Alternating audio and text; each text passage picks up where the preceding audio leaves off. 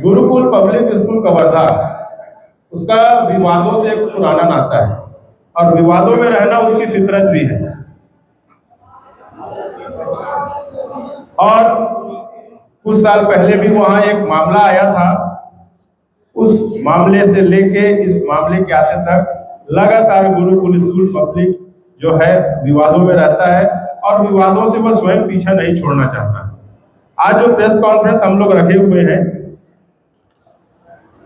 एक बच्ची के गर्भावस्था के मामले को लेके है, जिसमें वर्तमान में जो उस स्कूल के प्रिंसिपल हैं उनका 2 बयान है। पहला बयान, उसमें वो स्वीकार करते हैं कि जो बच्ची गर्भावस्था में थी, जिसने एक बच्चे को जन्म दिया है, उसकी छोटी बहन वहां पढ़ती है। मैं वीडियो आपको दिखाऊंगा और माइक के माध्यम से आपको आवाज भी सुनाऊंगा। ये कहा जा रहा है कि उन बच्चे को पेरेंट्स ने मिलकर संस्था के लोग मिलकर प्रलोभन देके उसकी दूसरी बच्ची को जो है फ्री में पढ़ाने का ऑफर प्रलोभन दिया गया। तो इस बारे में मैं कहना चाहूंगा कि उसकी बहन यहाँ नहीं पढ़ती, उसके गांव की एक बच्ची यहाँ पढ़ती है और वो भी जवाहर उत्कर्ष योजना के तहत है। तो आप लोगों को ध्यान देना होगा कि इस जवाहर उत्कर्ष योजना में शासन पढ़ाती है बच्चे को, जाके स्कूल गवर्नमेंट से आता है, इसलिए प्रलोभन बात होती है। ये बातें भी आपकी स्पष्ट है कि यहाँ पे अनगढ़ बातें जो है बताकर संस्था को बदनाम करने के उद्देश्य है।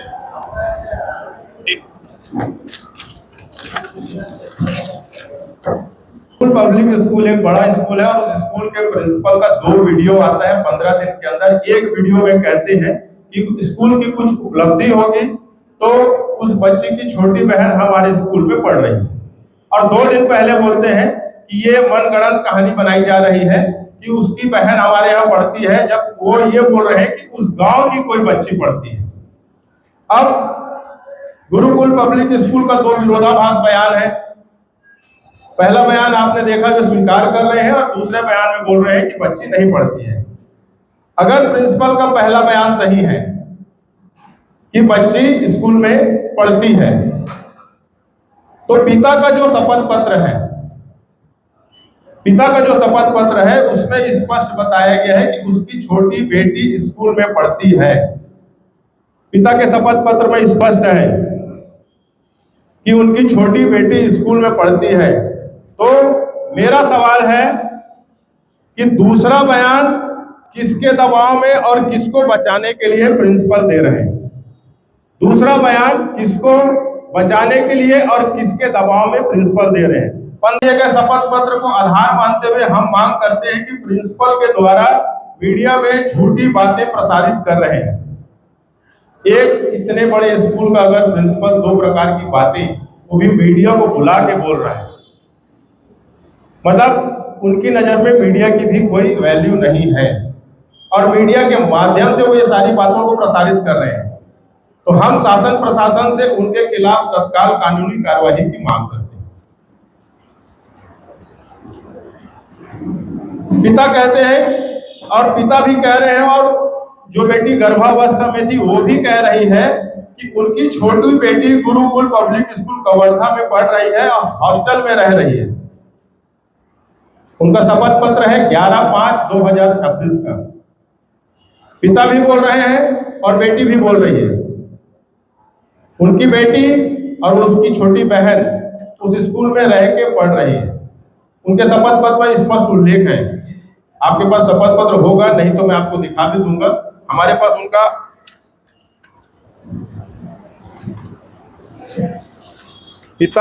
पिता का और बेटी का दोनों का शपथ पत्र हमारे पास है,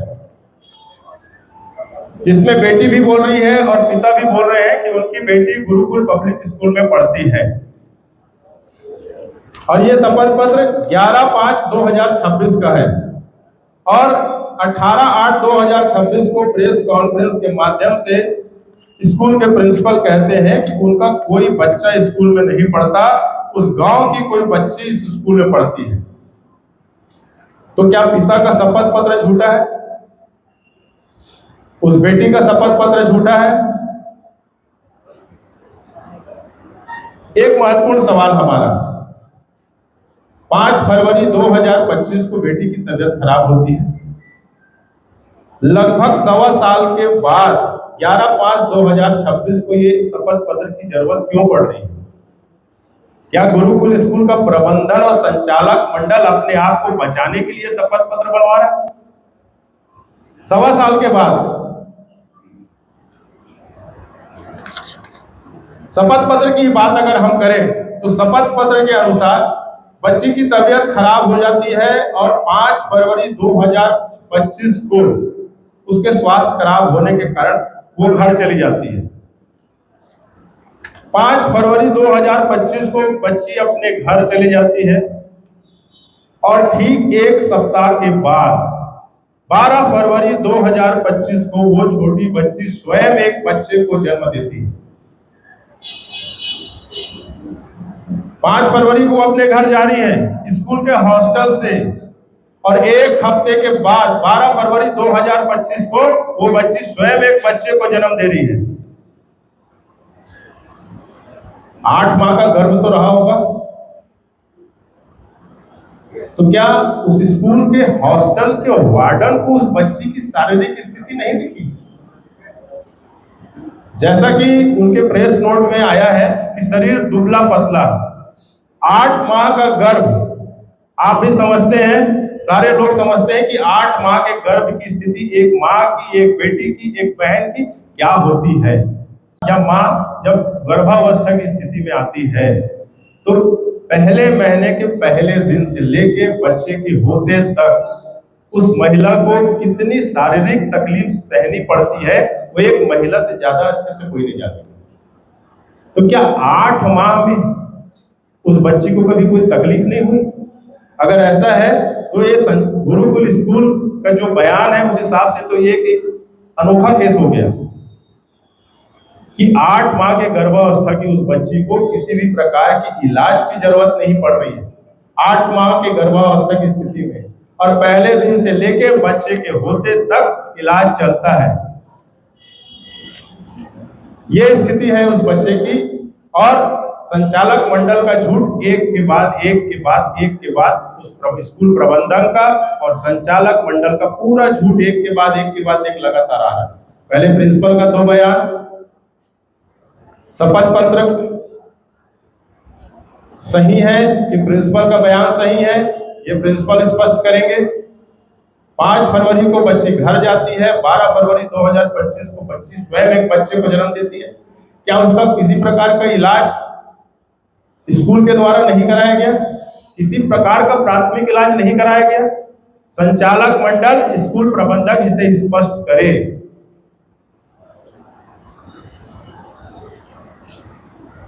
मेरा एक और सवाल है, लड़की रहती है बीजापुर लगभग कवर्धा से 500 से 600 किलोमीटर, संभवतः 500 से 600 किलोमीटर है बीजापुर। बच्चे की जब तबीयत खराब हुई होगी तो क्या 5 तारीख को ही उसको तबीयत की जानकारी दी गई उसके माता पिता को और 600 किलोमीटर का सफर करके माता पिता आ गए? जवाहर उत्कर्ष योजना के तहत उस बच्ची का एडमिशन हुआ है वहां, तो उनकी आर्थिक स्थिति का भी आकलन आप सभी कर सकते हैं। 5 फरवरी को लेके जा रहे हैं, मतलब उसकी तबीयत पहले से खराब रही होगी। क्या स्कूल हॉस्टल की वार्डन उनका प्राथमिक उपचार कराया? क्या स्कूल प्रबंधन, संचालक मंडल उसके स्वास्थ्य की कोई जांच कराई? अगर नहीं कराई तो 8 माह के गर्भावस्था की बच्ची का ये जांच क्यों नहीं कराया गया और कराया गया तो उसे स्पष्ट करें। बात करें शपथ पत्र की। बच्ची 5 फरवरी को घर चली जाती है, एक बच्चे को जन्म दे देती है और 11/5/2026 को 1.25 साल के बाद शपथ पत्र बनवाने की जरूरत पड़ रही है। क्या संचालक मंडल, स्कूल प्रबंधक अपने आप को बचाने के लिए कर रहा है?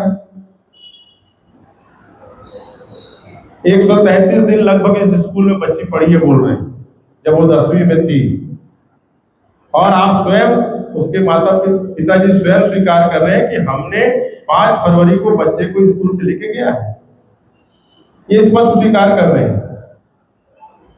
तो मैं ये पूछ रहा हूं, बच्चे की गर्भावस्था की जानकारी पूरे स्कूल प्रबंधक को, संचालक मंडल को थी, उन्होंने ये जानकारी छुपाई। अगर नहीं छुपाई है तो उसको सार्वजनिक करें, और अगर छुपाए हैं तो अपराध करने वाले के साथ साथ अपराध को छुपाने वाला भी उससे भी बड़ा अपराधी होता है। तो हम शासन प्रशासन से मांग करते हैं कि जो लगातार स्कूल जिसकी फितरत है आप विवादों में रहना, उस स्कूल का कोई भी बच्चा उस स्कूल में सुरक्षित नहीं है। इसके पहले भी एक घटना घट चुकी है। हमारी मांग है, अगर संचालक मंडल को इसकी जानकारी नहीं थी तो वो भी स्पष्ट करे, जिस प्रकार से जो विरोधाभास बयान प्रेस कॉन्फ्रेंस के माध्यम से दिए हैं, इसे भी स्पष्ट करे, क्योंकि 1 हफ्ते के बाद बच्ची खुद बच्चे को जन्म दे रही है। और आप सभी समझ सकते हैं कि 8 महीने के गर्भावस्था की एक माँ की, बेटी की, बहन की क्या स्थिति होती है। इसे स्पष्ट करना पड़ेगा। और हम शासन प्रशासन से भी मांग करते हैं, अगर संचालक मंडल ने यह अपराध छुपाया है, क्योंकि अपराध छुपाने वाला भी अपराधी होता है, तो हम आज आपके माध्यम से मांग करते हैं कबीरधाम कलेक्टर से, कबीरधाम एसपी से, इस मामले की निष्पक्ष जांच की जाए और पूरे संचालक मंडल, अगर इसमें दोषी है तो पूरे संचालक मंडल के खिलाफ FIR की जाए और इस विवाद में रहने वाले स्कूल की मान्यता भी रद्द की जाए। हम उसका सम्मान करते हैं। दोनों शपथ पत्र में जो गवाह है, दोनों शपथ पत्र में जो गवाह है राहुल ताती, दोनों शपथ पत्र में उनका हस्ताक्षर अलग है। मैं आपको दिखा देता हूं।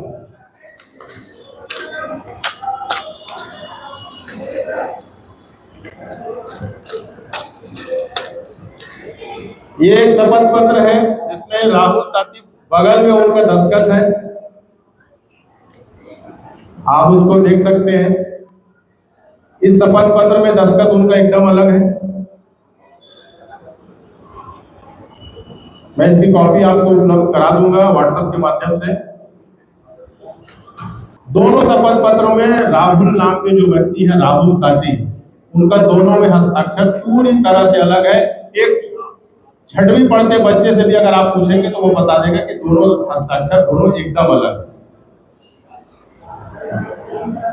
तो ये जो शपथ पत्र बनवाया गया है, जो हम लोग आरोप लगा रहे हैं कि संचालक मंडल अपने आप को बचाने के लिए, स्कूल प्रबंधन अपने आप को बचाने के लिए ये शपथ पत्र बनाया है। और जो स्कूल के प्रिंसिपल हैं, 2 विरोधाभास वाला बयान दे रहे हैं जिसमें वो पूरी तरह से फंस चुके हैं, उसको वो भी स्पष्ट करें। और मैं फिर से मांग करता हूं कि प्रिंसिपल का बयान अलग अलग है दोनों, बच्ची की गर्भावस्था की स्थिति स्पष्ट नहीं कर रहा है स्कूल प्रबंधन,